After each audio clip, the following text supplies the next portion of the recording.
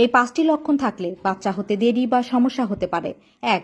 অতিরিক্ত চুল পড়া বা শরীরে অস্বাভাবিক লোম।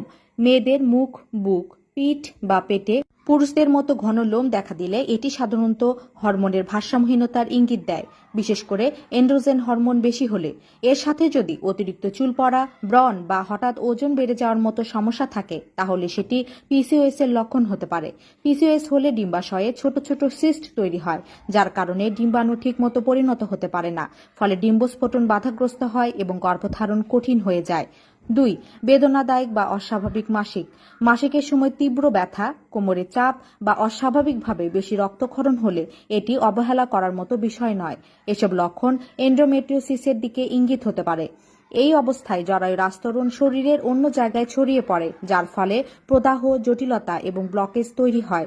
এতে ফেলোপিয়ান টিউব বন্ধ হয়ে যেতে পারে, ফলে ডিম্বাণু ও শুক্রাণুর মিলন ব্যাহত হয় এবং গর্ভধারণের সম্ভাবনা কমে যায়। 3. বিয়ের পর দীর্ঘদিন চেষ্টা করেও গর্ভধারণ না হওয়া। যদি বয়স 35-এর কম হয় এবং 1 বছর নিয়মিত সহবাসের পরও গর্ভধারণ না হয়, অথবা বয়স 35-এর বেশি হলে 6 মাস চেষ্টা করার পরও না হয়, তাহলে এটিকে ইনফার্টিলিটি বা বন্ধ্যাত্ব হিসেবে বিবেচনা করা হয়।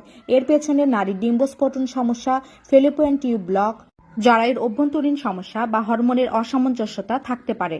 এমন অবস্থায় দেরি না করে চিকিৎসকের পরামর্শ নেওয়া অত্যন্ত জরুরি। 4. অনিয়মিত মাসিক চক্র।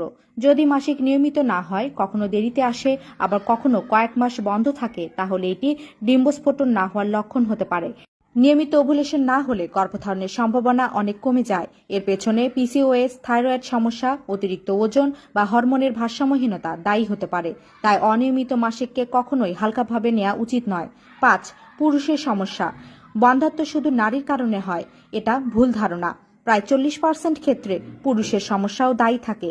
অনেক সময় দেখা যায় স্পার্ম বা শুক্রাণুর সংখ্যা কম, শুক্রাণু দুর্বল বা সঠিকভাবে চলতে পারে না, কিংবা গঠনে ত্রুটি থাকে।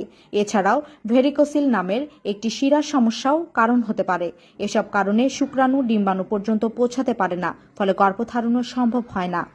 এই লক্ষণগুলো থাকলেই যে সন্তান কখনোই হবে না, এটি সঠিক নয়। তবে এগুলো অবহেলা করলে সমস্যা বাড়তে পারে। তাই দ্রুত পরীক্ষা নিরীক্ষা ও সঠিক চিকিৎসা নিলে অনেক ক্ষেত্রেই সমাধান সম্ভব।